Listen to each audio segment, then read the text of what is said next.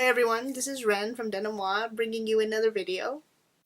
This time I will do something different, something new. So sometimes I'll do reviews on one book and that'll be like longer and more in-depth per se, and other times I will do what I'm doing right now, which is 3 books in one video because I can and I will.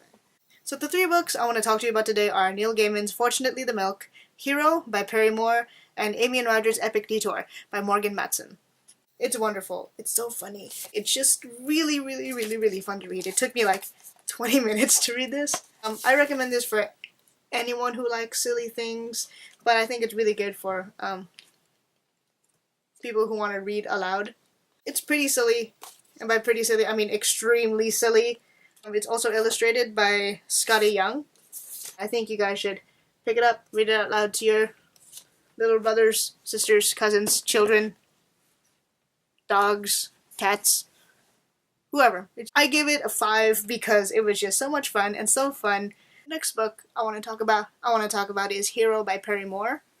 So I picked up Hero because it was about, I love superheroes and I never read about a gay superhero before, so I wanted to do that. So the basic premise of Hero is that this teenager named Tom Creed, he's hiding a lot of stuff from his father, and he has a very strained relationship with him because his father doesn't like superheroes at all. But what Tom's hiding is that he actually has superpowers and he's been recruited by the local superhero league. And B, his father has said a lot of homophobic stuff in the past, and Tom is actually gay. So you can see why it gets a little tense in the Creed household. So what I really liked about Hero was that it was action-packed.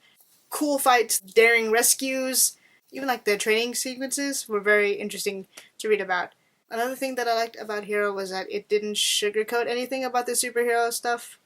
And the plot twists in this book are pretty crazy. I didn't see some of them coming, but other times I was like, called it.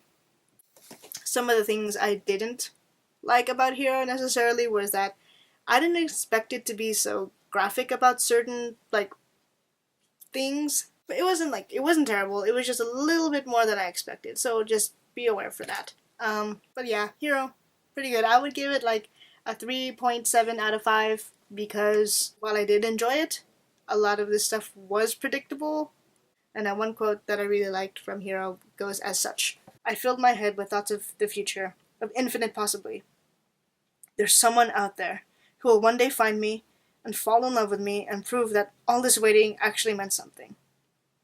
So I think the whole gay superhero theme in this book was a pretty good representation of intersectionality. That people are multiple things at once and they all are connected and they all inform who you are.